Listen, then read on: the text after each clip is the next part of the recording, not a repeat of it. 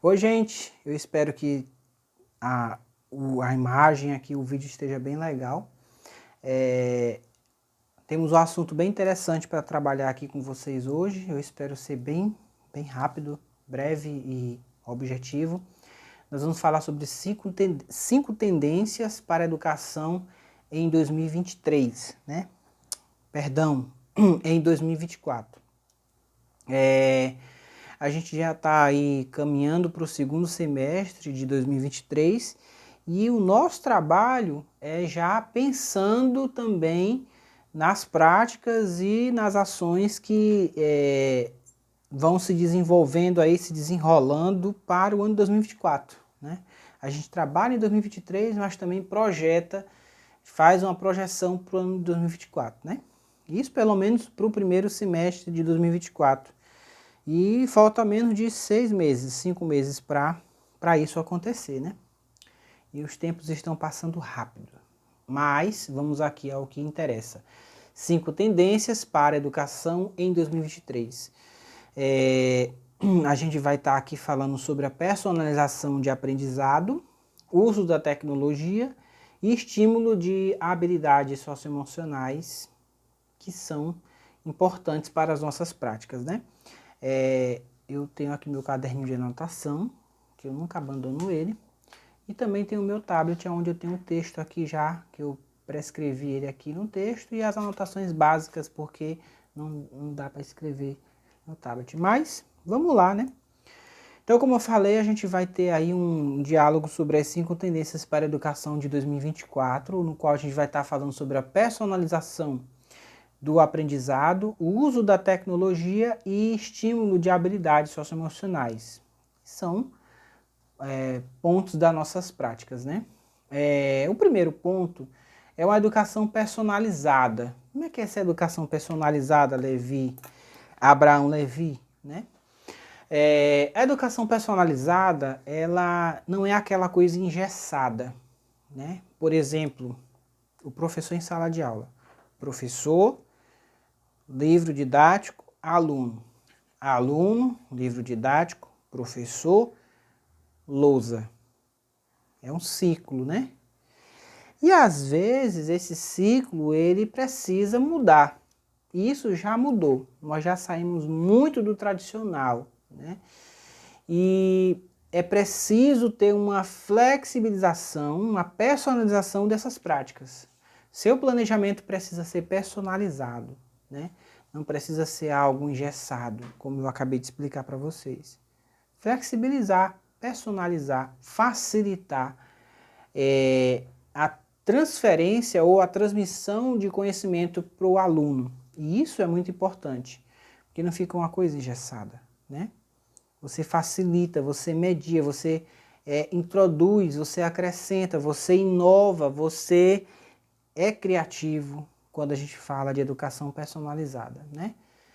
E diferenciar o método pedagógico conforme as variações de estilo e de ritmo de aprendizagem de cada aluno é uma tendência cada vez mais, né, cada vez mais evidente e cada vez mais maior na educação do futuro, né? Então existem algumas estratégias que você pode estar construindo essa personalização da educação. Uma delas é criar plano de aula personalizado, como eu acabei de falar. Criar planos de aula personalizados. Propiciar feedbacks imediatos, troca de informações, troca de experiências, acompanhamentos mais objetivos, acompanhamentos mais específicos com o aluno, não apenas ver a tarefa que ele fez ou que ele construiu, mas se aproximar daquele conteúdo que você passou para ele, que você exigiu que ele desenvolvesse e criar ali aquele feedback de troca de experiências, de informações, alimentando mais ainda aquele conhecimento para o aluno. Tornar o ambiente de aprendizado mais envolvente e, consequentemente, mais eficaz. Chega de ser rude, seja de ser bruto, né? Como eu já vi muitas vezes, professor, não tenho que estar trabalhando socioemocional nenhum com aluno, não. Eu estou aqui para dar minha aula, eu vou dar minha aula e acabou. Eu não tenho que estar me relacionando com o aluno, dando conversa fiada para o aluno, não. Gente, Pelo amor de Deus, consciência. Nós estamos trabalhando com pessoas, pessoas que precisam de conhecimento, de ensino, pessoas que muitas vezes o pai e a mãe não sabem, não pode ensinar. E quem é que vai ensinar? Nós estamos lá para ensinar. Nós não estamos na escola para fazer o papel da família, mas nós introduzimos a família na escola para nos ajudar no processo de desenvolvimento e aprendizagem do aluno. Mas e a nossa parte? A gente precisa trazer sempre à memória o nosso papel, que é, além de ser professor, transformador de sociedade, de vidas, de geografias. O nosso papel, a nossa prática, né? É nossa responsabilidade construir e proporcionar o desenvolvimento para a vida desses alunos. Dar capacidade a eles, dar perspectiva, dar esperança para que eles consigam alcançar os sonhos que eles têm. A maioria dos alunos tem sonhos e muitas vezes está perdido porque não tem ninguém que possa acreditar ou estimular aquele aluno, ou trazer ele à existência ali e ajudar aquele aluno a desenvolver. Então, é importante ter essa concepção de deixar de ter uma sala de aula pesada para ser uma coisa mais leve, mais tranquila, com carisma, com afetividade. Isso é muito importante. Segundo ponto é a tecnologia, né? A gente tem falado muito sobre essa questão da tecnologia na educação e é uma coisa assim, é um caminho sem volta, né? Eu usei essa fala em 2020, em uma transmissão que eu fiz. Gente, a tecnologia é um caminho sem volta, né? Se o professor não tiver antenado, ligado aqui, conectado, se o professor não tiver em aperfeiçoamento, ele se perde no meio do caminho. Como eu já vi em diversas situações, professores e gestores perdidos, sem saber como é que se usava o Word, sem saber como é que se usava Excel, como é que se chamava a chamada de vídeo pelo Meet e uma série de coisas que envolvem o nosso trabalho. Coisas que estão conectadas com o nosso trabalho, ferramentas que estão conectadas com a gente, com o nosso trabalho. Não tem como fugir disso. Por exemplo, eu vou dar um exemplo claro, eu sou gestor. Eu não tenho como fugir das tecnologias. Claro e evidente que eu vou ter um controle sobre elas e não elas ter um controle sobre mim. Eu vou ter um controle sobre elas no sentido de as minhas horas de trabalho são as minhas horas de trabalho e eu vou usar elas enquanto eu estiver nas minhas horas de trabalho. Muitas vezes a gente leva trabalho para casa, abrindo umas aspasinhas aqui, né? Mas comunicação com os pais, a gente usa tecnologia. Organização de documentos que precisam ser construídos, elaborados, eu uso a ferramenta digital. Eu uso o Word da Microsoft ou o Docs do Drive da Google. E aí? São coisas... Para mim construir esse diálogo com vocês, eu precisei usar o Word para digitalizar o texto, tirar aqui do meu caderninho de anotação que eu fui... Agora eu tenho que passar para o documento Word, porque aí eu vou poder compartilhar, vou poder enviar por e-mail, vou poder botar no Stories, numa coisa e outra. Tudo isso tem se transformado. Eu estava um tempo desse conversando com as meninas, professoras, e aí a gente estava lá na sala conversando, e aí... Não lembro qual era o assunto, mas a gente estava falando de algo da tecnologia. Aí eu disse, gente, na época meu pai usava cartão de crédito e não tinha esse negócio de chip, nem tarja preta magnética para poder passar o cartão, né? E aí era uma máquina grande que existia na loja, a mulher do caixa pegava o cartão do papai, botava em cima dela, assim, depois pegava o papel, botava em cima e passava a máquina lá em cima, assim, ela puxava uma alavanca grande, o bicho cobria assim o cartão, era como se ele estivesse fazendo uma cópia, algo do tipo. E aí ela ligava acho que era para o banco, não lembro, não sei, e aí informava os dados lá e aí o pessoal autorizava o crédito. Não, tem crédito. Aí passava e comprava, aí eu, nossa. Aí eu tava contando para as meninas, olha que máquina é essa? de onde é que, nunca vi isso não, isso existia mesmo, existia, eu tive que procurar uma foto, mostrar para elas como é que era a máquina. E aí eles, vale, meu Deus do céu, eu nunca tinha visto isso, vale, tu é de que tempo, Levi? Eu disse, não, não sou velho não, eu era criança, né? Acho que até os meados de 99 para 2000, a 2001, 2002, eu acho que essas máquinas existiam por aí, né? Eu acho.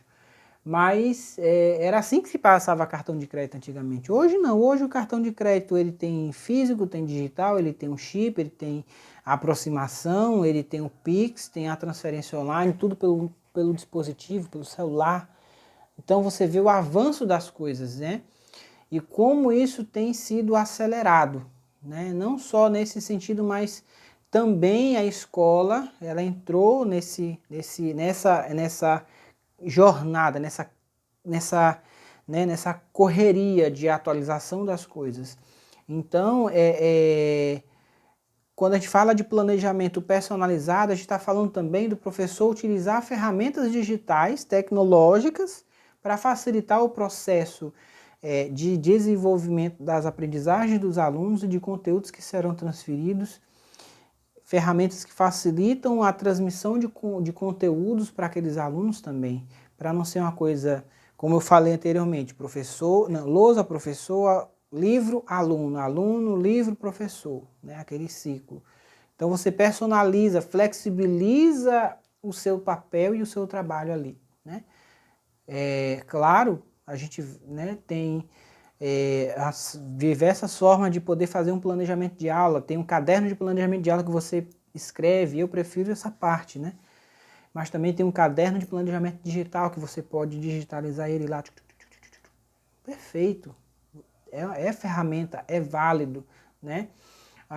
Nosso maior canal de diálogo com as pessoas hoje tem sido as redes sociais e principalmente o WhatsApp, né? Os grupos para poder transferir informações, comunicados, né? Tanto para o lado profissional quanto para o lado pessoal, a família, amigos. E essas trocas de informações que vão em volta, dados que vão em volta assim de uma forma imensa, não dá para mensurar, né?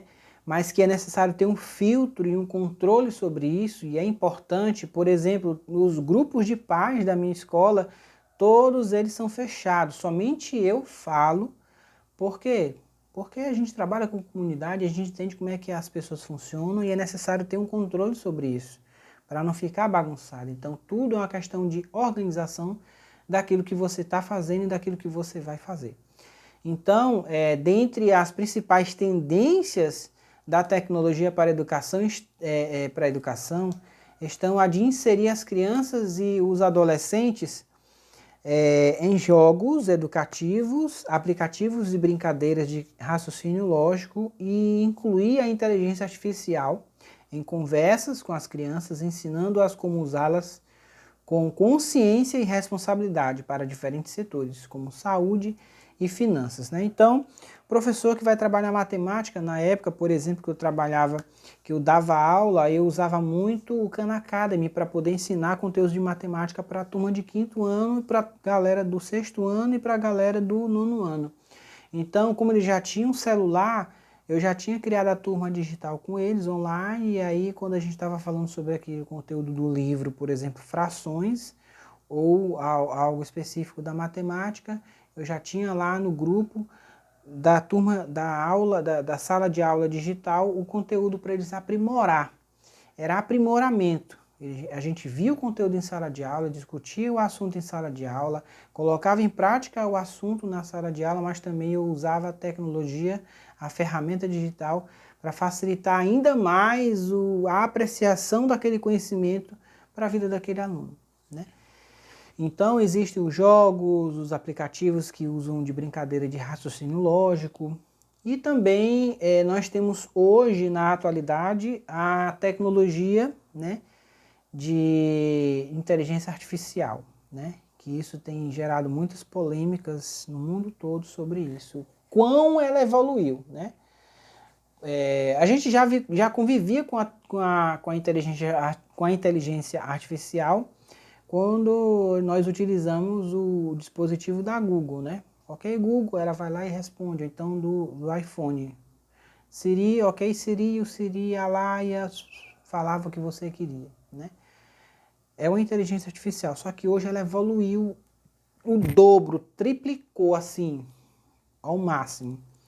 Então estão colocando, estão transferindo um banco de conhecimentos, milhões de conhecimentos que existem no mundo para dentro de uma máquina. E estão dando autonomia para aquela máquina, para ela se comportar, para ela evidenciar aquilo que é humano, né? O ser humano em si, né?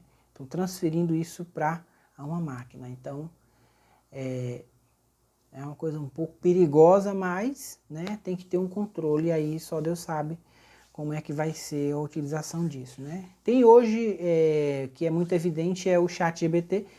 Muitas escolas têm usado o ChatGPT, tanto para coisas boas quanto também para coisas ruins. Então, venhamos e convenhamos, tem que ter um controle sobre isso, né? Mas a tecnologia, ela é essencial para nossas vidas hoje, para aquilo que nós fazemos hoje. Educação bilíngue é importante e vários estudos apontam que a educação bilíngue, né, que o conhecimento, na verdade, sobre outras línguas, né, línguas estrangeiras, elas podem melhorar as funções cognitivas e também pode facilitar a capacidade da memória e na resolução de problemas, né? E além da exposição de culturas de outros países, né, de outras comunidades, de diferentes culturas e perspectivas que a gente já viu por aí, né? E aumenta a empatia entre diferentes grupos de pessoas e estilos de vida também, né?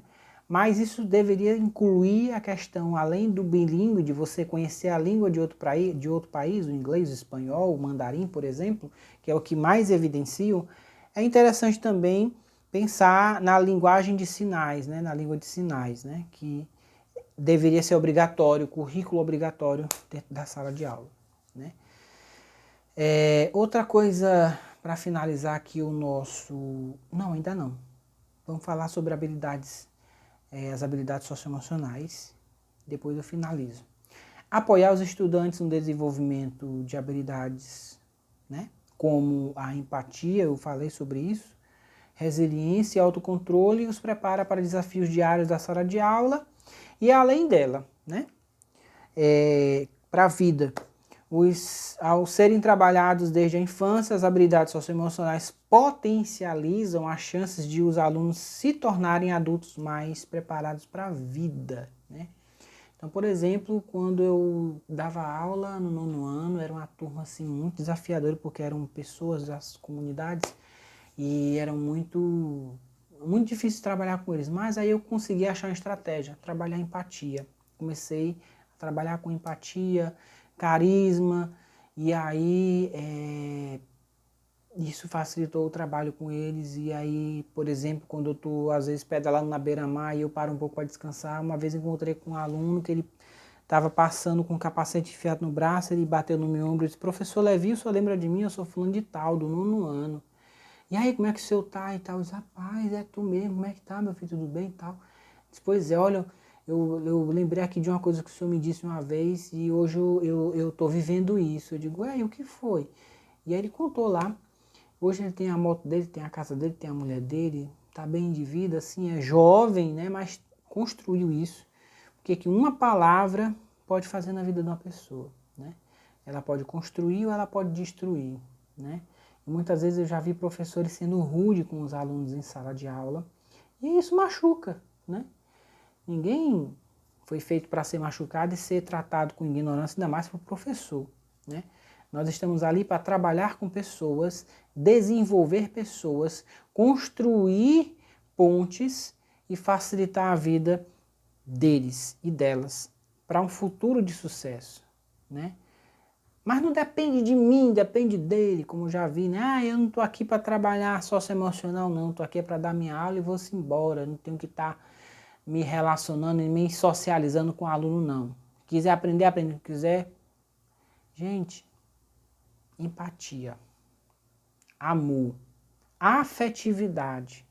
você vai conseguir trabalhar aquela pessoa, você vai conseguir desenvolver um bom trabalho com elas. E é importante, né? Então, você vai estar preparando pessoas para a vida, né? Porque muitas vezes aquele aluno não tem o pai e a mãe ali do lado para acompanhar. Muitas vezes só tem a mãe.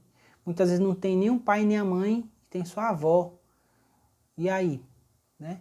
Quem é que vai acreditar? Quem é que vai dar credibilidade ao sonho, ao desejo, à perspectiva daquele aluno? Nós que estamos lá com eles. De ter um olhar mais clínico e olhar não só um aluno, olhar também ali tem uma pessoa, ali tem um sentimento, ali tem emoção, ali tem um coração, ali tem uma mente que deve estar passando 1001 coisas na cabeça, né? É uma questão que a gente precisa refletir bastante.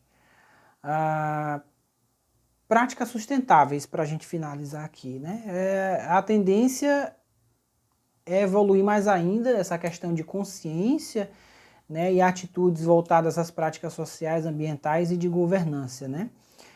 Estimular os alunos a trabalhar essa questão das práticas sustentáveis em sala de aula, construir projetos, elaborar desafios e tarefas e projetos que facilitam essa aprendizagem para os alunos das práticas sustentáveis, né? Então é importante a gente frisar isso também, porque o mundo está aí, a gente está vendo como é que estão essas questões sociais do meio ambiente, da Amazônia, das florestas, das queimadas, das matas, do mar, dos peixes, dos animais e tudo aquilo que é natural e que pertence à terra e que é importante para a nossa sobrevivência.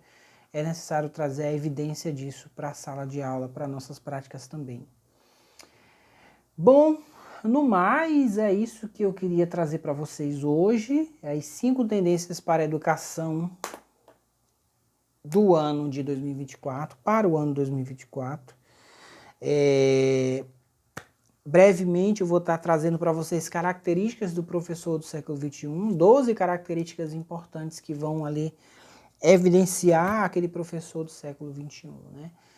Então, obrigado pela participação de vocês e, no mais, é isso que eu queria trazer para vocês. Ficam com Deus e até mais. Um abraço, pessoal.